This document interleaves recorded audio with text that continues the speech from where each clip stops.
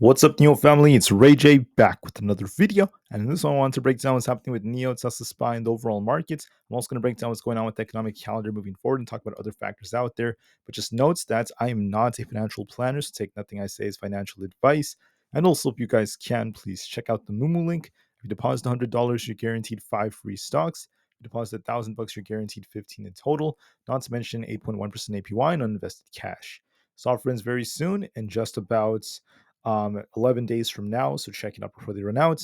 Anyways, now let's talk about the market. So looking at NIO, we saw this nice little dip yesterday to this $5 area. I was worried this would dip a little bit lower as we had some bearish technicals, but the whole market got a big bounce instead. And that just goes to show that sometimes technicals are not always going to be right. Sometimes that happens, not most days, but most of the time they're going to be correct. But in this special case, there's a lot of manipulation that was going on.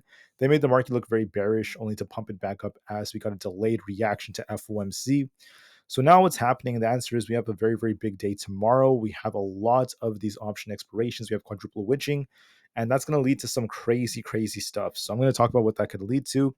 Firstly, just know that for tomorrow, it's going to be Friday, September 20th, 2024. There's not much data. We just have Harker giving a speech.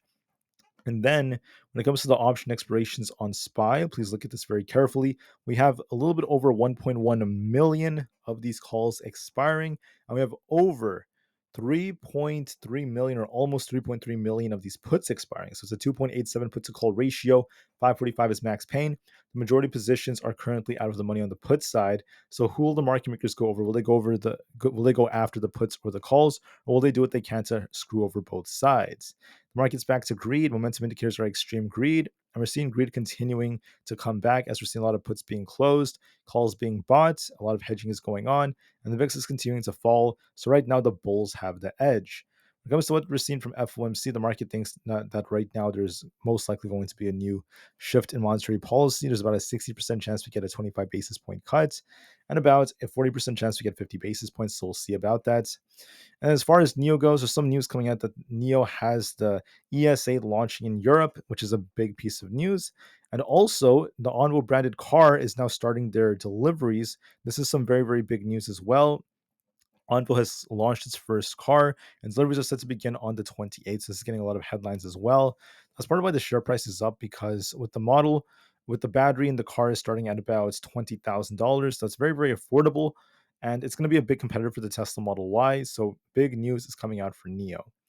Now, I also want to mention that I'm going to go back here for a second. NIO saw some interesting data. JP Morgan is very, very bullish on the company. The price risk ratio started going up. It's going down a bit because we saw NIO dip yesterday, but now it could be trying to bounce again. And when it comes to seasonality, we're green about 53% of the time on Friday, so there's a good chance that NIO has a decent day. And it might try to outperform the market with all this bullish news that's coming out. We had 92 million volume, so the volume is coming back to the share price as the Fed has cut, and we're starting to see some new and interesting developments. Now, the last thing I want to mention is that when you look at the open interest of the market for tomorrow, right now there's a lot of interest for the most interesting price for the 570 strike, at least for SPY. I also think that for the put side, it's going to be very, very interesting around that. I'm looking at basically at 570 area as well, as we have high volume in that area. So it's an area of interest for tomorrow. It makes me think the market may get a flat day, but there might be a lot of volatility in the beginning before things slow down. So as far as NIO goes, if we lose 5.2, we're looking for 5 flats. If we continue to break out, we're looking for this resistance around this 5.6 area. My gut tells me this might try to push for 5.6 again as we look more bullish, so we'll see how it ends up going. For other factors out there, we also have SPY. SPY is technically a little bit more bullish in terms of the fact that we held up above 570. However, we'll see if that holds. If we lose 568, look for a dip to fill that gap. And if we manage to break past 572, we're looking for a big push. We're kind of in the middle with this indecisive looking candlestick. So I think what's going to happen is we push a little bit higher to the 572s. We dip back down towards 570. We just continue to consolidate. And then I think that we're going to get a very, very flat close to really screw over those options. I think that's the most likely case. We'll see what the market makers do. Will they make us lose 568s to kind of hurt those put holders? Or I'm sorry, will they make us dip to hold the call holders? Or will they end up pushing the market up to once again squeeze shorts? We'll have to wait and see what the market makers try to do. There's a lot of options expiring.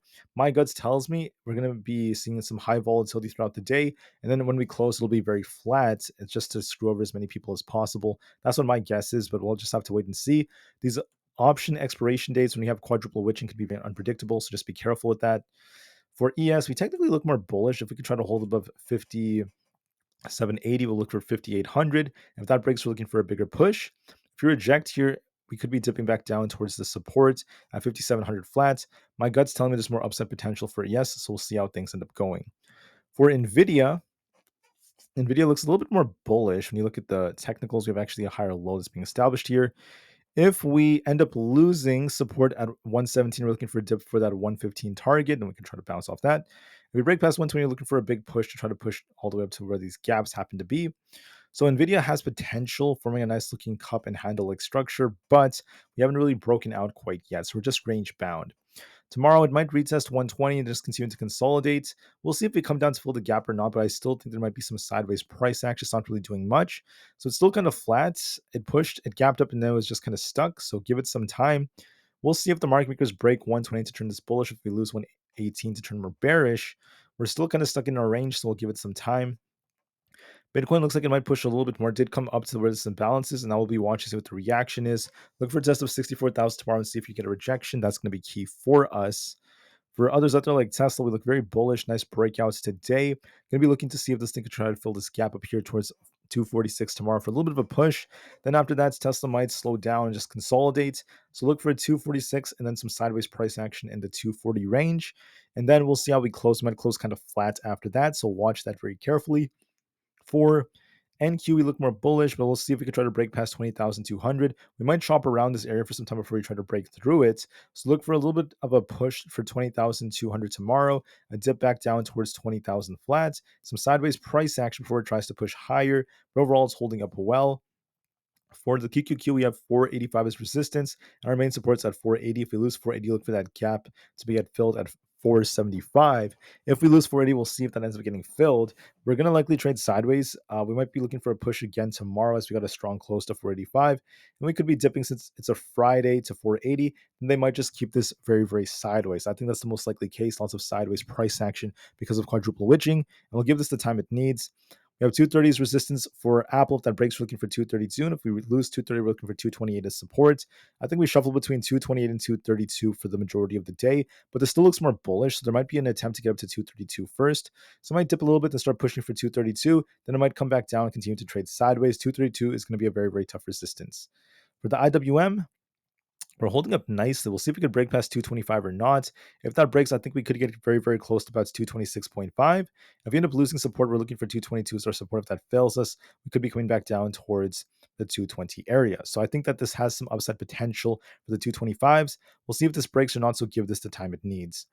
For Coinbase, we are testing this resistance very close to this 172 area. If that breaks, we're looking for basically 175. If this rejects, we're coming back down to fill the gap. So I'm in the middle. It did kind of push and reject a little bit. So we have to see if we hold 167. If it doesn't hold tomorrow, it might be dipping down to fill that gap. So be careful with coin. For Amazon, we're indecisive right now. We have to try to break past 191. If we don't break that, we could be dipping back down to fill this gap towards 186. So give this some time. Meta is looking very strong. We'll have to see if we hold above 560 or not. If we do hold, that's tomorrow. We're looking for 565. If we come short of holding above 560, we're going to be looking for a dip back down to 555 or below. So be careful, guys. We're barely at resistance on Meta. We'll see what the reaction is tomorrow. Microsoft is dipping a little bit. We have to try to hold up at 440. If we don't hold it, we could be coming down to fill this gap. There's a risk of that for 435. So be mindful of that, guys. For Google, we hit this 160 area and we kind of rejected a little bit. This 165 zone was rejected. So if we end up losing 162, we're looking for that gap fill for 160. We'll see if we get a little bit of a dip, and then we can try to bounce after that. So be careful, guys. There could be a little dip to some of these tech stocks before you try to rebound. With that being said, for NIO, I'm anticipating that this is going to try to push a little higher with the launch of their new brand. We're looking for a potential push for that 5.6 area, then a move back down. As long as we don't lose $5, we're going to remain completely fine. So look for a push for 5.6, then some sideways price action tomorrow for a decent close. I find that to be the most likely case. With that being said, I thank you all so much for listening. Please have a great day. I'll see you guys tomorrow in the next one, and peace out.